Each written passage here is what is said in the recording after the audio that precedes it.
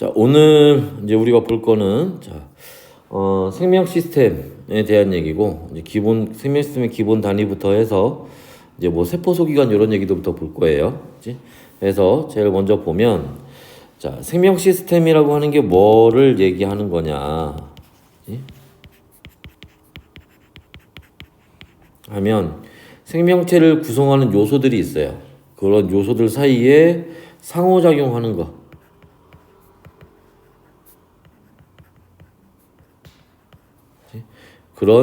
그래서 생명 현상을 유지하는 거, 이걸 우리가 생명 시스템이라고 얘기를 해요. 뭐 생각을 해보면 우리가 앞에서 지구 시스템 배웠잖아. 지구 시스템 배울 때도 처음에 뭐 배웠어? 뭐 직권, 기권 이런 거 배웠지. 그런 애들이 지구 시스템의 구성 요소란 말이야. 그런 애들이 서로 어떻게 상호작용하는지 그런 거 우리가 배웠던 것처럼, 그치? 여기서도 마찬가지로 그 구성 요소들이 어떻게 상호작용하는지 이제 보려고 하는 거고, 가장 이제 그 중에 기본이 되는 게 세포예요. 그치? 그래서 세포를 설명해라 라고 하면 이 생명 시스템의 구조적, 기능적 단위 이렇게 얘기를 합니다. 세포가 생명 시스템을 만들기도 하고, 그리고 그 자체로 또 기능을 발휘하기도 하죠. 이런 생명 시스템의 구성 단계는 제일 먼저 세포, 그 다음에 조직, 기관, 그 다음에 개체, 이런 순서로 가게 되고, 자, 그 중에 세포는 앞에서도 얘기했던 것처럼 생명체를 구성하는 구조적, 기능적 단위죠.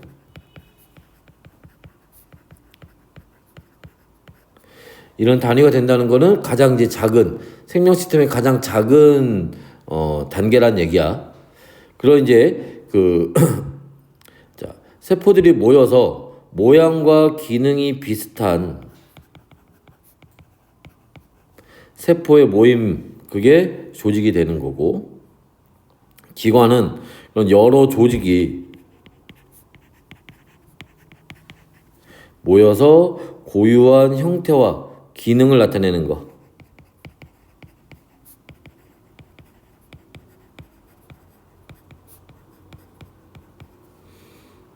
그걸 기관이라고 합니다.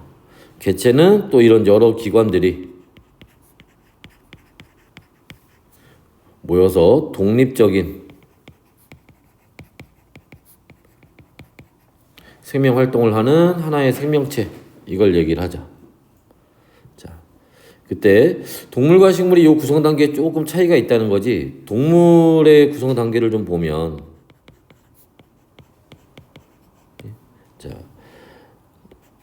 아까 앞에서 봤던 4개의 단계에 기관계라는 게 하나 더 들어가죠. 여기 요렇게 기관계라는 단계가 하나 더 들어갑니다. 자, 그래서 이거는 동물에만 있는 구성 단계이고, 여러 기관이 모여서 공통의 기능을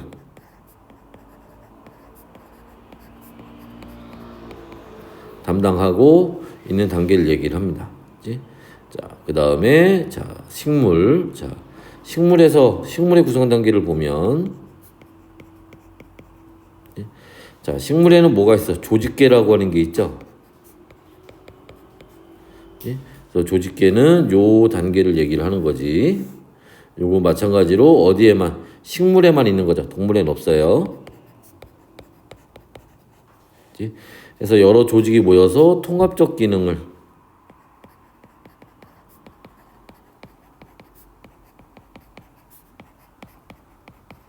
수행하는 거를 얘기를 합니다. 네, 자, 그래서 요런 이제 단계들로 되어 있다. 자, 그때 하나의 세포로 생명 시스템을 유지할 수도 있어요. 그러니까 세포가 모여서 조직을 만들고 뭐를 만들고 해서 하나의 이제 생명체, 개체를 만들기도 하지만, 세포 그냥 그 자체, 그 하나로도 하나의 생명체가 될 수 있다라는 거야. 그게 이제 대표적으로 단세포 생물이 여기에 해당을 하겠지.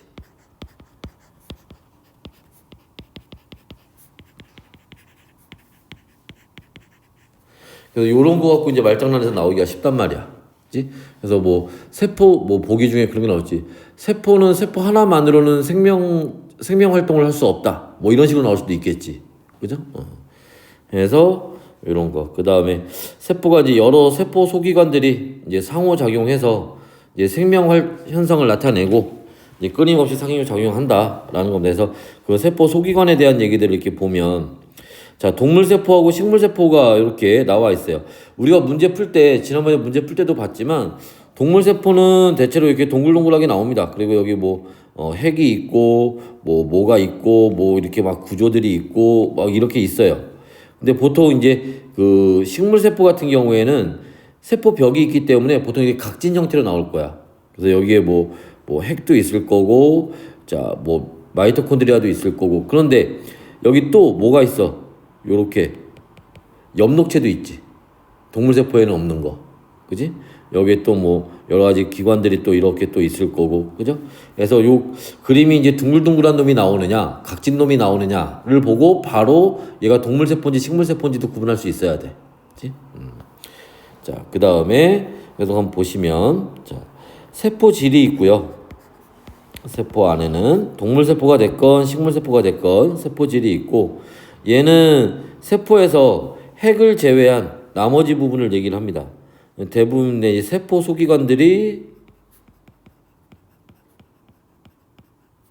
여기에 있죠. 그래서 자, 핵이라든지 세포막, 마이토콘드리아, 라이보솜, 소포체, 골지체 같은 애들은 식물세포와 동물세포에 공통적으로 존재하는 애들인 거고, 그치? 자, 근데 식물세포에는 뭐가 엽록체하고 그 다음에 세포벽이 있고 액포가 발달되어 있어요. 자, 여기 요거 조금 어감이 좀 다르죠. 지금 엽록체하고 세포벽은 식물에만 있는 거지만 동물세포에는 없어요. 근데 액포가 식물세포에만 있다는 얘기는 아니잖아, 이게. 액포가 발달되어 있다는 얘기지. 그지? 해서 액포는 식물세포에서는 발달되어 있지만, 어디에서? 동물세포에서는 없거나 아니면 축소되어 있어요. 그러니까 없는 건 아예 없는 건 아니에요. 없는 경우도 있지만 있는 경우도 있습니다. 근데 그 기능이 많이 축소되어 있기 때문에 우리가 그래서 따로 그걸 크게 배우진 않아요. 그러니까 액포가 식물세포에만 있다라고 하는 건 틀린 얘기야. 엄연히 얘기하면. 그러니까 그런 건 좀 조심해야 돼. 맞지? 그래서 자, 그다음에 이제 핵 얘기로 이제 조금 더 구체적으로 한번 들어가 봅시다.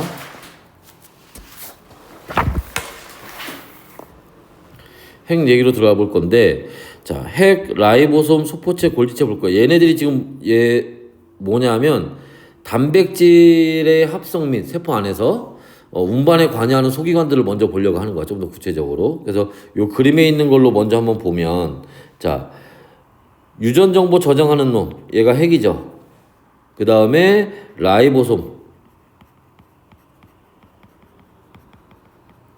에서 단백질을 합성하고, 그 다음에 소포체가 그 단백질을 운반하는 놈이고, 그 다음에 골지체가 단백질을 저장 및 분비하는 놈이에요.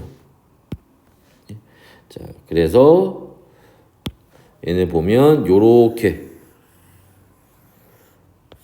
요런 순서가 되겠지. 그죠?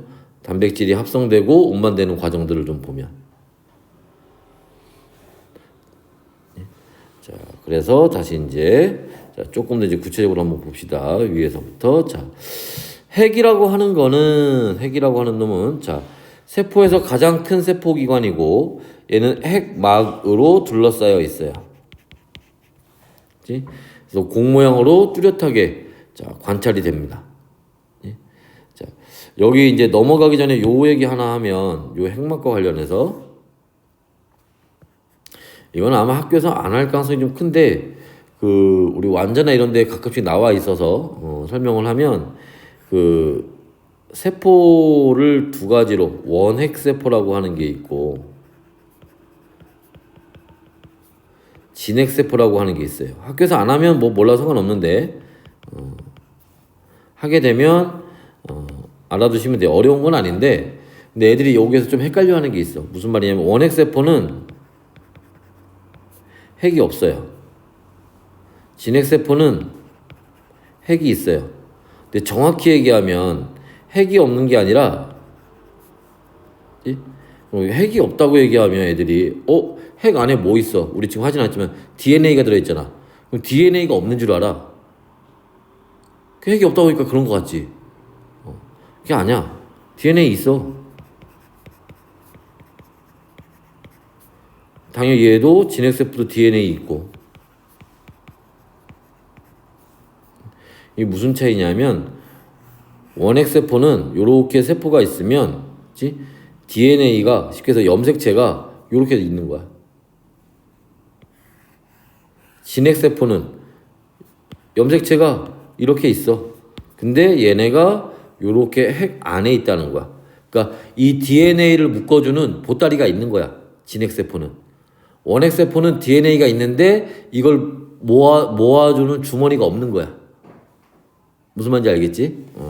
그래서 요런 차이로, 그래서 원래 처음에 세포들 생겼을 때는 원핵세포로 처음에 이제 그 지구에 생명체가 나타날 때는 원핵세포 형태로 나타났다가 그게 나중에 이제 진핵세포로 이제 진화를 하는 겁니다. 근데 현재도 원핵세포인 형태로 있는 애들이 있어요. 그래서 요건 학교에서 혹시 얘기하면 그때 알아두시면 되고 안 하면 몰라서 상관없어요. 자, 계속 한번 갑시다. 완전한 요런 거에 이제 언급이 되니까 간단히 얘기한 거야. 계속 봅시다. 여하튼 핵 안에는 유전 정보를 저장하고 있는 누가 있어? DNA가 있죠. 그래서 뭐해? 세포의 생명 활동을 조절합니다. 자, 다음은 라이보솜이에요. 자, 라이보솜은 막이 없어요. 막이 없는 작은 알갱이 모양이 더가 뭐야? 모양이 다지. 오타가 있네. 자, 요거 알아두세요. 우리가 여기서 배우는 세포 소기관들 중에 유일하게 막이 없는 애야. 다른 애들은 다 뒤에 나온 뭐 엽록체, 마이토콘드리아, 골지체 다 막이 있어요. 라이보솜만 막이 없어. 알겠지? 이거 특징이니까 알아두시고. 세포 소기관 중 유일하게 막이 없다. 그 다음에 여기에서 이제 뭐를 단백질을 합성하는 거죠.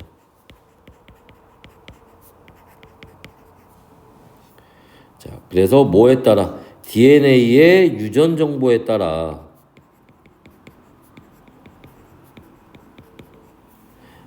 뭐를 아미노산을 연결합니다. 펩타이드 결합을 하는 거죠. 됐어요? 다음에 소포체. 소포체는 요때 요 소포라는 말이 선생님이 뭐라 그랬어? 우리가 소포 보낸다 얘기할 때 그 소포라 그랬지, 그죠? 운반하는 거에 대한 의미를 가지고 있어요. 그래서 막으로 둘러싸인 납작한 주머니와 관을 얘기하고 흑막과 연결되어 있어서 단백질을 라이보솜에서 만든 단백질을 골지체나 세포의 다른 부위로 운반하는 역할을 합니다. 그래서 지방을 포함한 지질의 합성에 관여하기도 하는데 그건 알아두시기만 하면 돼요. 요거 가지고 그렇게 문제에서 많이 다루지는 않으니까 참고로만 봐두시면 되는 거고, 가장 중요한 거는 뭐 한다? 얘가 하는 역할이 운반하는 역할을 한다는 게 가장 중요한 거야. 다음에 골지체. 자, 골지체는 막으로 둘러싸인 납작한 주머니가 여러 층 포개져 있는 거고, 얘는 단백질을 저장했다가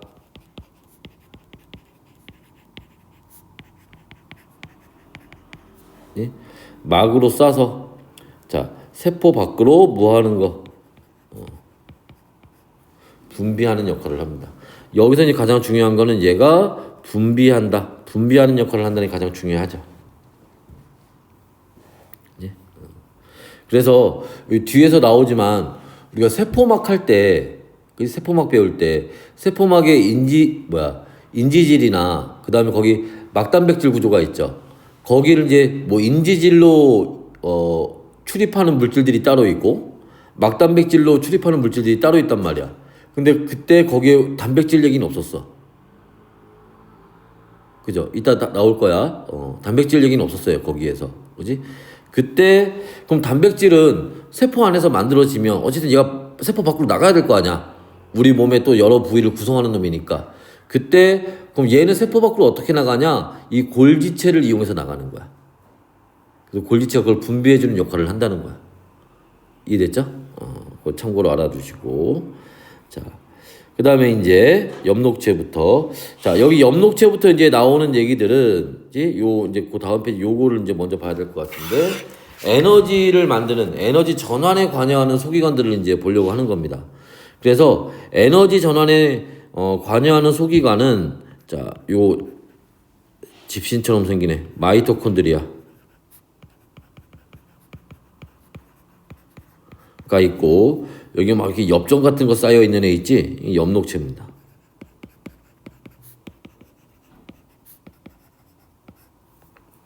그래서 자, 엽록체에서 뭐하고 포도당하고 산소를 만들어서 마이토콘드리아로, 그지?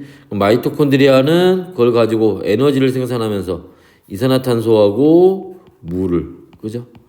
자, 여기 이제 뭐 추가로 얘기를 하면 요때 요렇게 뭐가 들어가는 거야? 이때 에너지가 들어가는 거고, 이때 요렇게 하면서 여기서 에너지가 빠져나오는 거죠. 그지? 자, 그래서 조금 더 구체적으로 한번 봅시다. 엽록체부터. 자. 그래서 엽록체는 막으로 둘러싸여 있고 초록색이고요. 자, 자, 그리고 여기서 뭐가 일어나? 광합성이 일어나죠?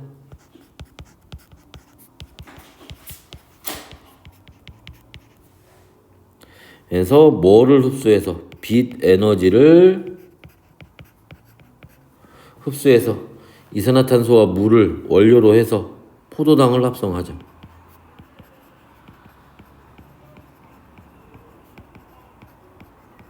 광합성을 해서 산소를 만드는 것도 중요하지만 사실 더 중요한 거는 포도당을 만드는 거야. 왜? 이 포도당에 뭐 하는 거니까 여기에 에너지가 저장되는 거거든.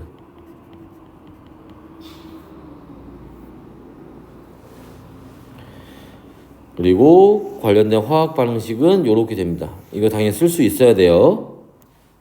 맞지? 그 다음에 마이토콘드리아.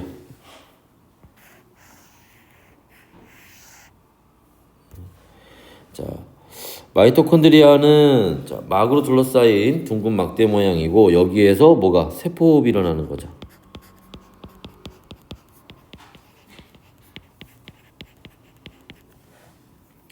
그래서 산소를 이용해서 유기물을, 이때 여기서 얘기하는 유기물이 포도당 얘기하는 겁니다. 분해해서 유기물을 분해해서 세포가 생명 활동하는 데 필요한 사용하는 에너지를 생산합니다.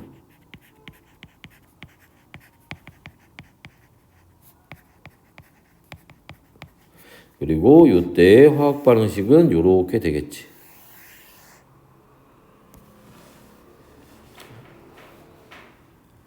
됐나요? 그다음에 이번에는 이제 그 외에 기타 나머지 소기관들을 좀 보려고 합니다. 자, 액포 얘도 막으로 둘러싸여 있고요. 여기에는 물이라든지 색소라든지 노폐물이라든지 이런 것들이 저장되고 얘가 삼투압을 유지하는 데 관여하고 있어요. 자, 어디에? 식물세포에 크게 발달되어 있죠. 조심할 건 식물세포에만 있는 건 아닙니다. 그치? 다시 알아두시고.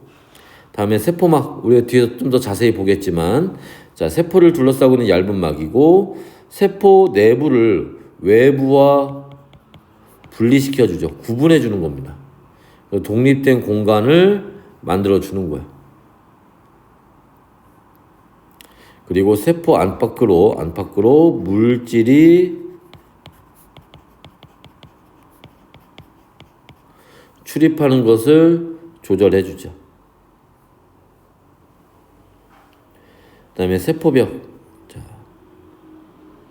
식물세포에만 있죠. 식물세포의 세포막 바깥에 있는 단단한 벽을 얘기를 하는 거고,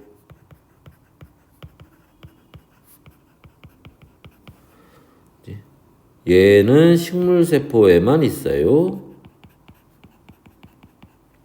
자, 얘가 세포를 당연히 보호해주는 역할을 하고요.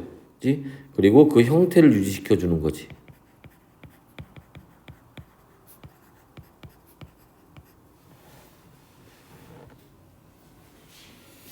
그래서 이제 그림에서 보시면은 요런 거, 요런 게 이제 세포벽이 되는 거죠. 이런 거, 그지? 그 안에 세포가 있는 거고, 그치? 세포 안에 이런 이제 액포들도 있다는 겁니다. 그리고 식물 세포가 성숙함에 따라서 이제 자라면서 액포도 점점 같이 커진다라는 거야. 그치? 자, 그래서 이런 게 세포 소기관에 대한 얘기고, 이제 그래서 우리가 이제 세포막에 대한 얘기를 조금 더 한번 자세히 보도록 합시다. 자, 세포막의 구조와 특성. 자, 세포막은 주 성분이 인지질과 막단백질이에요.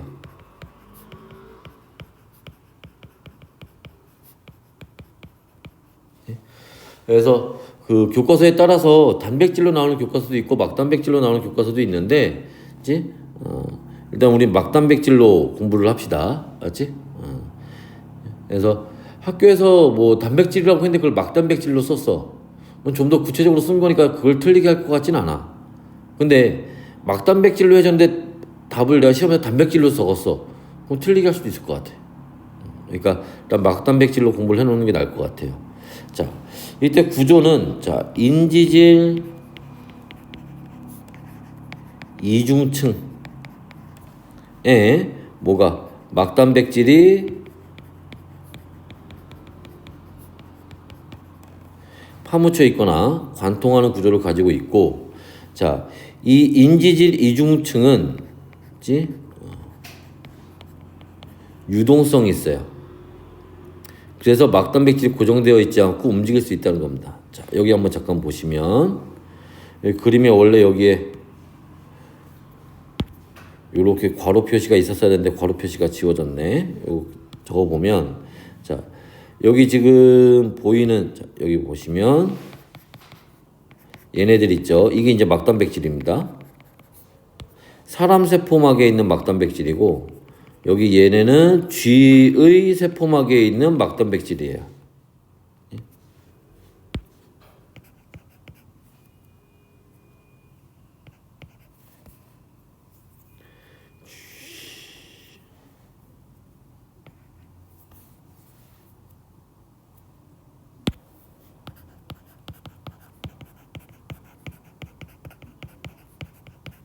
그리고 여기 동글동글하게, 그지? 콩나물처럼 생긴 애들, 얘네들이 인지질이죠. 그지? 그래서 사람 세포막하고 쥐 세포막이 이렇게 있는데, 그지? 얘네를 이렇게 붙여봤어요. 그랬더니 시간이 지나고 나니까, 그지? 처음에 이렇게 사람의 세포막에 있던 막단백질하고 쥐 세포막에 있던 요 막단백질이 있던데, 자, 시간이 지나니까 어떻게 됐다는 거야? 얘네들이 요렇게 서로 섞였다는 거야. 그래서 막단백질이 이렇게 움직일 수 있다고. 그러니까 막단백질이 움직인다기보다는 인지질이 유동성이 있기 때문에 그런 거예요. 그래서 요런 걸 통해서 이제 막단백질이 자, 고정되어 있지 않고 움직일 수 있다는 걸 확인해 볼 수 있다는 겁니다. 그리고 또 하나는 사람이나 쥐나 다 똑같은 구조를 가지고 있다라는 거야. 자, 그래서 이런 얘기들. 그래서 인지질에 대한 얘기를 조금 더 자세히 봅시다. 자, 인지질은 이제 먼저 지질이라고 하는 걸 좀 먼저 봐야 되는데, 지질이라고 하는 걸. 자, 지질에는 우리가 보통 중성지방, 인지질, 스테로이드라고 하는 게 있다고 얘기를 해요. 중성지방이 뭐냐면 여러분들 그 중학교 때 배웠던 지방하고 배웠던 거, 그게 요 중성지방 얘기하는 거야. 보통 우리 몸을 구성하고는 에너지원으로 사용이 되는데 보통 피하지방, 그지? 우리가 이제 우리 피부 밑에 이제 그죠? 운동해서 지방을 불태워야 돼 하는 게 요거 얘기하는 겁니다. 그치? 그리고 이제 인지질, 세포막을 구성하는 성분이고, 그다음에 호르몬에도 이 지방 성분이 지질 성분이 들어가는데 그때 그걸 스테로이드라고 얘기를 해요. 이런 애들이 있고, 자, 얘는 지질에 인산이 결합되어 있는 물질이고 머리 부분하고 꼬리 부분으로 이렇게 나눠서 봅니다. 그래서 머리 부분에는 자 글리세롤에 인산이 포함되어 있는 부분이고 얘는 친수성이에요. 친수성이라는 말의 의미는 물하고 친하다. 물에 잘 녹는다. 잘 녹는다는 건 뭐야? 잘 섞인다.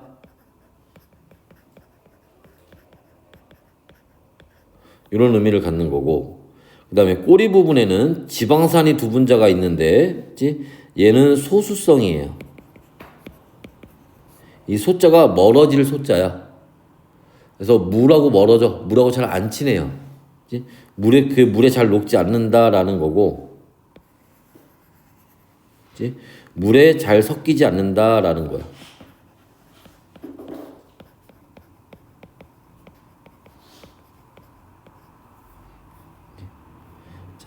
그래서 여기 요 그림을 먼저 볼게요. 인지질 구조를 보면 요렇게 머리 부분하고 그리고 그 밑에 요렇게 꼬리 부분으로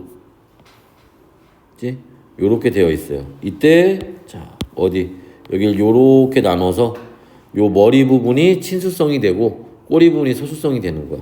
자 넘어가기 전에 요 얘기 좀 먼저 보고 갑시다. 지금 여기서 뭐 친수성, 뭐 소수성 이런 얘기를 하는데, 자, 우리가 물질들을 여러 가지 기준에 따라 구분을 해요. 예를 들면은 뭐 우리가 배웠던 거 뭐 도체 있고 부도체 있잖아. 전류가 흐르느냐 흐르지 않느냐. 근데 그 사이에 애매하게 반도체라는 것도 좀 있었지. 그지?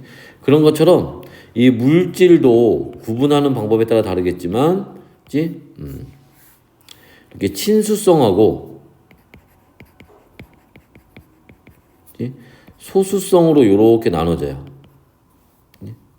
자, 이때 친수성 그러면 물에 잘 섞이는 거야. 얘들아, 물하고 기름하고 잘 섞이니 안 섞이니? 잘 안 섞이지. 물하고 기름하고 잘 안 섞여요. 상극이야 얘네들이. 그때 그 물하고 친한 애들이 있어. 물하고 친하다는 거는 물에 잘 섞이는 거, 물에 잘 녹는 거, 그거 얘기하는 거야. 그런 애들을 우리가 친수성이라고 얘기를 하는 거고, 기름에 잘 섞이는 거. 그래서 이 소수성을 다른 말로 우리가 뭐라고 얘기하냐면 친유성이라고도 얘기를 해요. 기름하고 친하니까. 유자 기름 유자야. 그래서 이걸 우리가 근데 요새 친유성이라는 말은 잘 쓰진 않아요. 보통 소수성이라고 많이 합니다. 그치? 그래서 얘는 물하고 안 섞여. 물하고 안 섞인다는 얘기는 기름하고는 섞인다는 얘기야. 됐어? 그리고 그 중간에 좀 애매한 애들이 있습니다. 양쪽에 다 잘 섞이는 애들이 있어. 예를 들면 비누, 그다음에 에탄올 등등등 이런 애들이 있어요.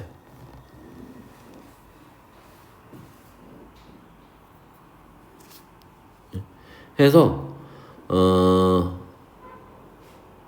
얘네들은 아까 우리 여기 어디 갔어? 얘 있잖아. 인지질은 이제 물하고 친한 부분도 있고 물하고 기름하고 친한 부분도 있지. 이렇게 갖고 있는 애들이야. 그래서 비누 물하고 잘 녹지. 그 물로 씻으면 잘 씻겨 나가잖아. 우리가 예를 들면 손에 기름이 묻었어. 그냥 물로 씻으면 잘 안 씻기지. 근데 세제나 비누 같은 걸로 하면 잘 씻겨 나가죠. 왜 그러냐면 비누가 기름하고도 잘 섞여. 그래서 기름을 다 자기 쪽으로 끌어들여. 그랬다가 얘는 또 물하고도 잘 섞여. 그 물에 헹구면은 싹 씻겨 내려가는 거야. 에탄올 집에서 삼겹살 구워 먹고 그럴 때 있나? 그때 막 기름 튀기잖아, 그지? 응? 상에 테이블에 막 기름 튀기잖아, 그치? 그걸 닦을 수 있는 방법은 아버지가 드시던 소주를 붓고 소주가 에탄올로 돼 있으니까 하면 잘 닦인다고. 그치? 에탄올은 기름도 잘 녹이고 잘 섞이지만 물에도 잘 섞여요. 그래서 이제 요런 이제 특징들 물질들을 구분할 때 요렇게 구분할 수 있어요. 물하고 친하냐 안 친하냐 이렇게 이제 구분을 해서 나눌 수가 있습니다. 자, 여하튼 이제 인지질은 요런 이제 그 구조를 가지고 있는데 그래서 자, 이 머리 부분은 자, 어디 자, 물이 이 세포 안쪽에도 물이 많고요. 세포 바깥쪽에도 물이 많아요. 그러니까 이 인지질의 지금 여기 그림에서 노란색 부분 이게 물하고 친하니까 물을 향하고 이렇게 있는 거야. 그리고 물하고 친하지 않은 부분들끼리 서로 이렇게 뭉쳐 있는 거예요.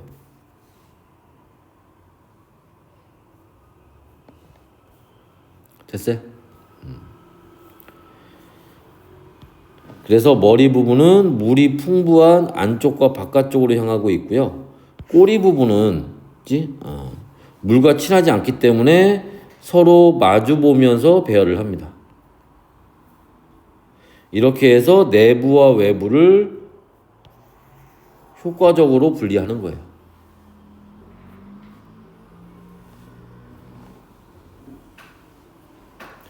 그리고 이 세포막은 이제 선택적 투과성이라는 걸 가지고 있죠. 뭐에 따라서 물질의 종류와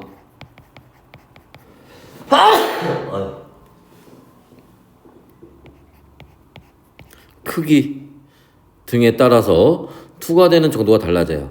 그치? 이거는 그 세포막의 성분 및 구조와 관련이 되어 있는데, 그치? 자, 물질의 특성에 따라서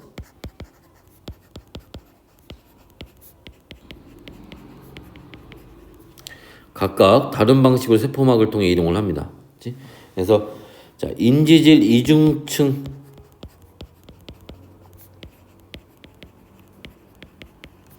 을 통과하는 물질은 지용성 물질. 이게 뭐야? 기름 얘기하는 거겠지? 그죠? 지용성 물질이라고 하는 게 뭐야? 기름에 잘 녹는 거. 소수성인 걸 얘기하는 겁니다. 그치? 이게 대표적으로 지방산이나 글리세롤 같은 게 여기에 해당을 하겠죠. 그리고 크기가 작은 애들. 산소나 이산화탄소 같은 애들. 그리고 얘네들은 기본적으로 산소나 이산화탄소는 물에 잘 안 녹아요.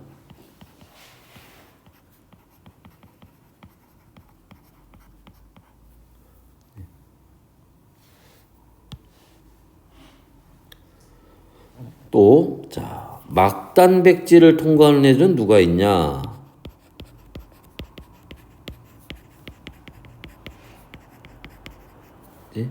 자, 수용성 물질, 포도당이나 아미노산. 얘네들은 원래 물에 잘 녹는 애들이야. 포도당이나 아미노산 같은 애들은. 그 다음에 전기 띠는 물질들. 대표 이제 여기서 전하를 띠는 물질이라고 하는 거는 뭐 얘기하는 거야? 이온 얘기하는 거지, 이온. 그래서 나트륨 이온이라든지 칼륨 이온이라든지 수소 이온이라든지 등등등 이런 애들 얘기를 하는 겁니다.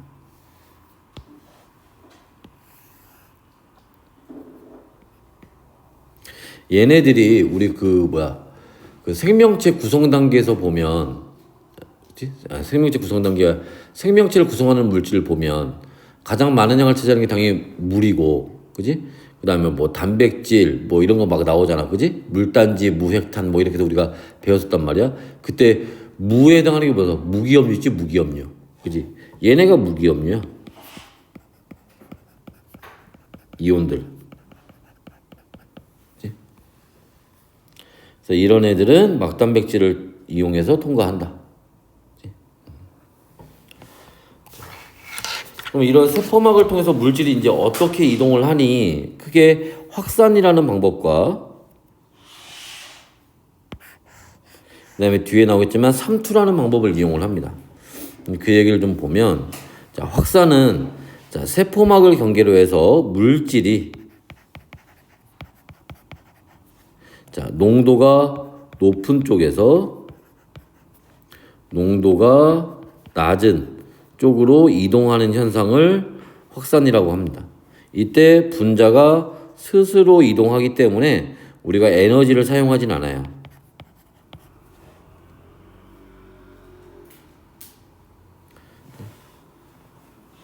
그리고 특정 막단백질은 특정 물질만을 이동시킵니다. 그럼 무슨 말이냐면 여기 봐봐. 얘네가 지금 막단백질 얘기하는 건데 왼쪽 거랑 오른쪽 게 모양이 좀 다르지. 그지? 그러니까 그 세포막에 인지질들이 있고 중간중간에 막단백질이 박혀 있는데 이 막단백질들도 종류가 또 있다는 거야.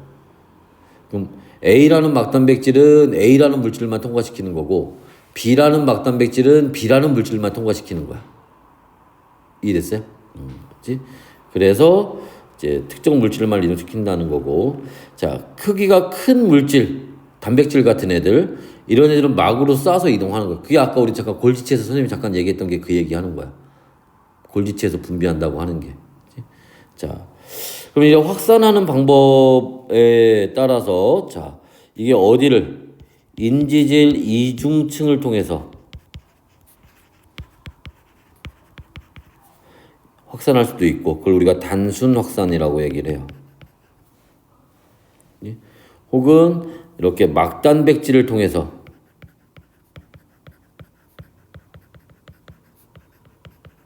확산할 수도 있는데 이거를 촉진 확산이라고 합니다. 그래서 단순 확산에 대한 얘기를 조금 먼저 보면, 자, 여기 단순 확산으로 이동하는 물질들이 뭐가 있다고 그랬어? 앞에서 얘기했죠. 지용성 물질, 지방산이나 글리세롤 같은 애들, 그리고 크기가 작은 분자들,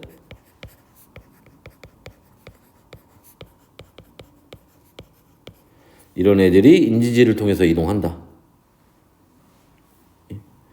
그래서 얘는 세포막 안팎에 자, 농도 차에 비례해서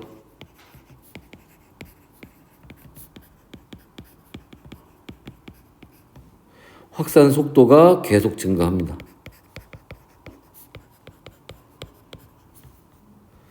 그래서 어떤 그래프가, 요런 그래프가 그려져요. 이게 무슨 그래프야? 안팎의 농도차가 커지면 커질수록, 그치? 물질이 이동하는 속도가 더 빨라진다는 얘기야. 더 많이 이동한다는 얘기죠. 반면에, 자, 촉진 확산을 하게 되면, 그치? 자, 일단 여기서는 수용성 물질,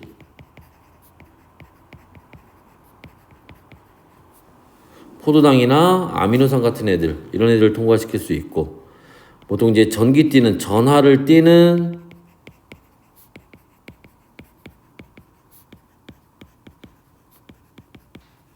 물질들이 여기를 통해서 이동을 합니다. 그때 얘는 세포막 안팎의 농도차가 클수록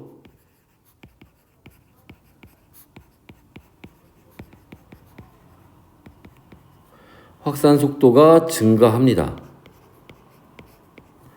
하지만 일정 농도차 이상에서는 더 이상 증가하지 않아요.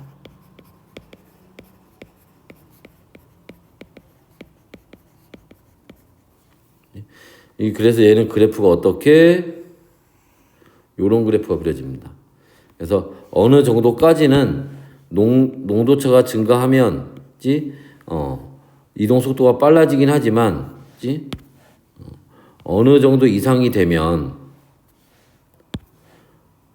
농도차가 증가해도 더 이상 증가하진 않습니다.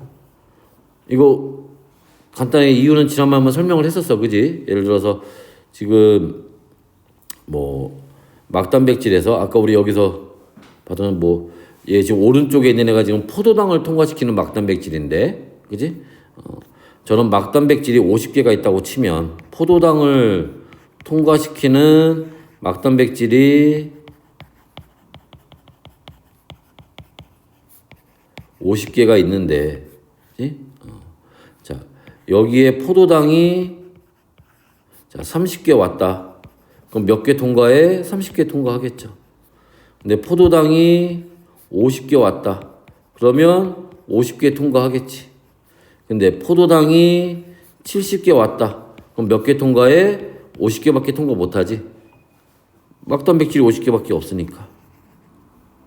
그지? 그래서 이제 요런 방식으로 우리가 이해하면 되고, 요런 형태의 그래프가 나오는 애들은 대부분 요렇게 이해하면 다 이해돼요. 맞지? 다 같은 이유로 그런 거니까. 그치? 자, 그래서 요런 그래프를 그리게 된다. 그래서 인지질은 그 세포막 거의 대부분을 차지하는 게 인지질이잖아. 인지질은 충분히 많아. 그러니까 농도가 커지면 커지는 대로 다 통과시킬 수 있는 거야. 근데 막단백질은 인지질 중간중간에 박혀 있으니까 그 양이 개수가 한정되어 있겠지. 게다가 그 막단백질마다 통과시키는 물질이 다 다르잖아. 아까 봤던 것처럼 포도당을 통과시키는 막단백질은 몇 개 없을 거라고. 무슨 말인지 이해됐어? 그러니까 포도당이 무조건 막 증가한다고 해서 통과를 그거 따라가지고 계속 증가할 수 있는 건 아니겠지. 그래서 이제 이런 그래프가 그려진다는 거. 자, 그리고 이제 이번엔 삼투를 한번 또 보도록 합시다.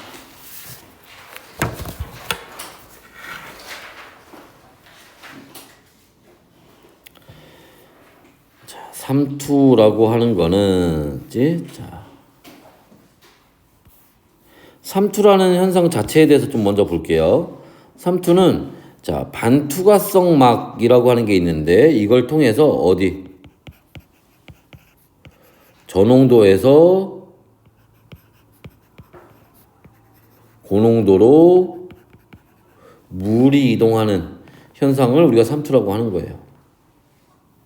이때 자, 여기 좀 조심해야 될 게 있어. 물이 이동할 때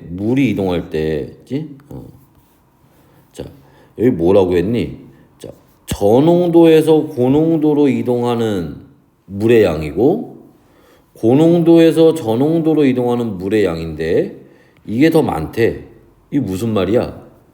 이 화살표를 보시면 요 가운데 요 있는 게 얘가 지금 반투막이라고 하는 거는 여기 미세한 구멍들이 뚫려 있는 걸 얘기를 해요.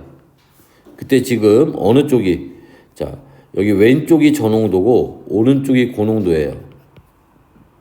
그러면 자, 지금 저농도에서 고농도로도 물이 가고 고농도에서 저농도로도 물이 가는 거야. 그런데 누가 저농도에서 고농도로 가는 물의 양이 더 많다고. 오케이? 그러니까 우리가 삼투 그러면 자, 저농도에서 고농도로 물이 이동하는 거다라고 이렇게 알고 있다 보니 아, 저농도에서 고농도로만 물이 가는 줄 알아. 아니야. 고농도에서 저농도로도 물이 가요. 그치? 근데 그 양의 차이가 있다는 거지. 그래서 요 반투막에 있는 요 미세한 구멍으로 물은 크기가 작기 때문에 물은 이동할 수 있어요. 근데 물이 아닌 다른 분자들은 용질이 되겠지. 얘네들은 크기가 커서 여기를 통과하지 못하는 거야. 예를 들면 설탕물이다 그러면 설탕 분자는 덩치가 커서 이 구멍을 통과하지 못하는 거야. 물만 이동할 수 있는 거예요. 그럼 저농도에 물이 많을 거 아니야. 그러니까 저농도에서 고농도로 가는 물의 양이 더 많은 거야. 됐어? 이제 그래서 이제 요 위에 있는 것처럼 요렇게 이제 부등호 표시가 나온다는 거고. 자, 그래서 반투과성에 미세한 구멍이 뚫려 있는 막을 얘기를 하는 거고. 이런 이제 반투과성 막은 뭐 셀로판 막이나 세포막, 달걀 속껍질 같은 것들이 요런 거에 해당하는 겁니다. 자, 그래서 보시면 세포막에서 삼투는 어떻게 적용되니? 자,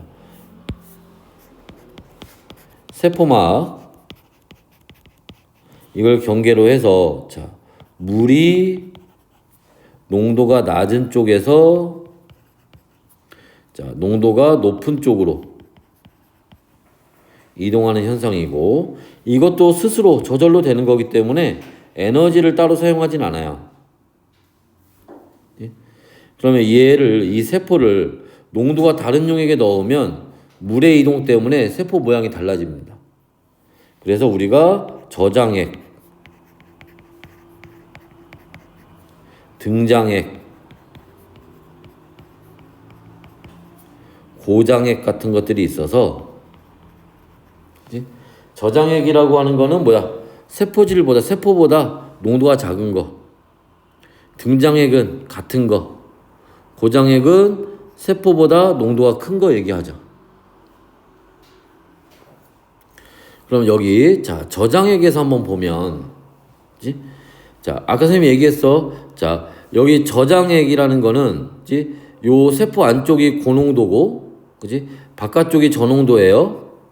그러면 이거를 여기다 쓰자. 여기가 저농도입니다. 그러니까 어디에서 저농도에서 고농도로 물이 이렇게 가는 건 맞아. 그런데 우리가 알아둬야 될 건 뭐? 고농도에서 저농도로도 물이 이렇게 이동한다는 거야. 됐어? 근데 누가 들어가는 물이 더 많다는 얘기지. 그죠? 그러니까 세포에 물이 많아지니까 팽창하겠지? 부피가 커지고요. 이게 너무 심하면 세포가 터지기도 해요. 그 터지는 현상을 우리가 용혈이라고 합니다.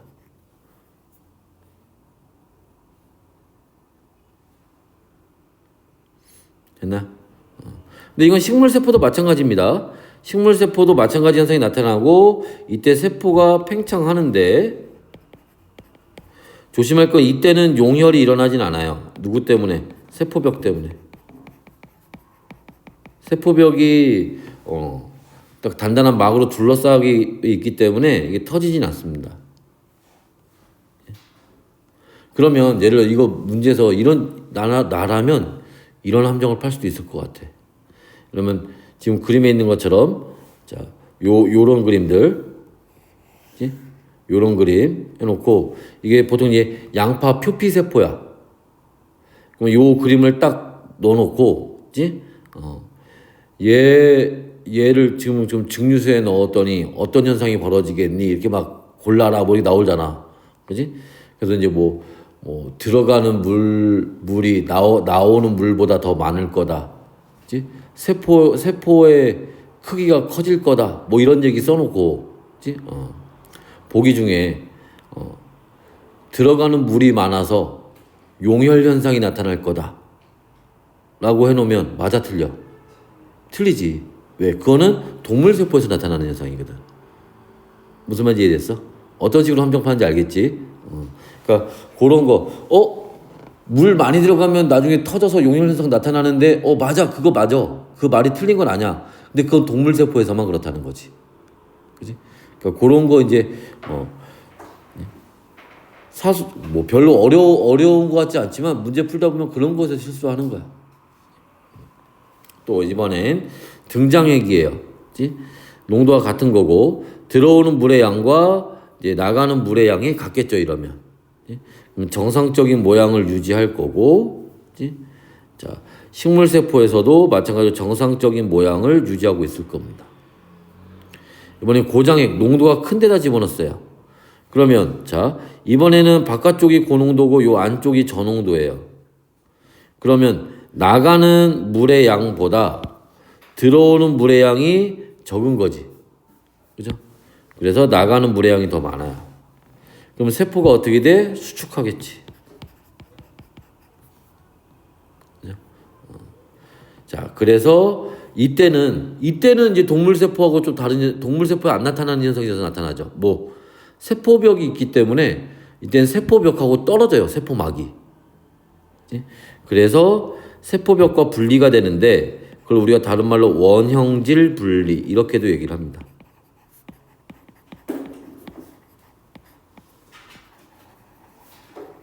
네?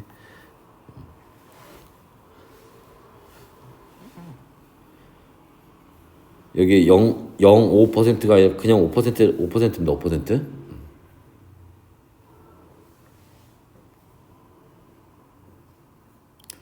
그리고 삼투의 예 이런 이제 뿌리털에서 물을 흡수하거나 배추 소금물에 절이는 거.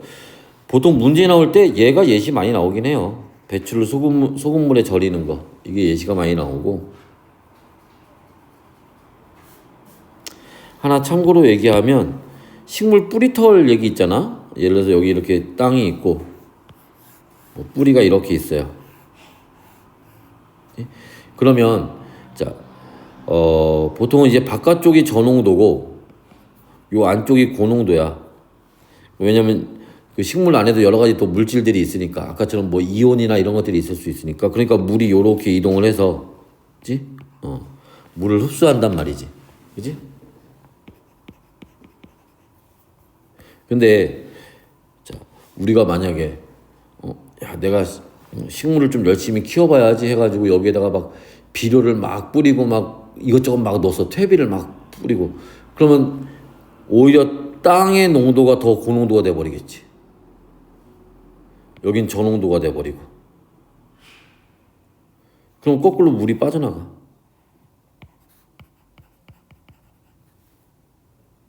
오케이? 그러니까 너무 그런 걸 많이 줘서 고농도로 만드는 것도 별로 좋은 건 아니야. 봐주시고 또 하나만 더 정리해볼까? 자, 우리가 지금 여기서 농도 때문에 계속 확산이 됐건 삼투가 됐건 다 농도 때문에 그런 거잖아. 고농도, 저농도가 있는데, 그치? 고농도에서 저농도로 물질이 이동한대요. 그게 뭐야? 그게 확산이죠. 그런데 어디에서 저농도에서 고농도로 물이 이동한대요. 그게 뭐야? 그게 삼투죠.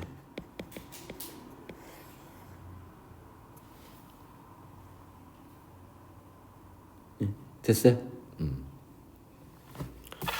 그래서 자, 요런 얘기들이 이제 나옵니다. 다음에 이제 여기 화학 반응은 잠깐 쉬었다 합시다. 이거.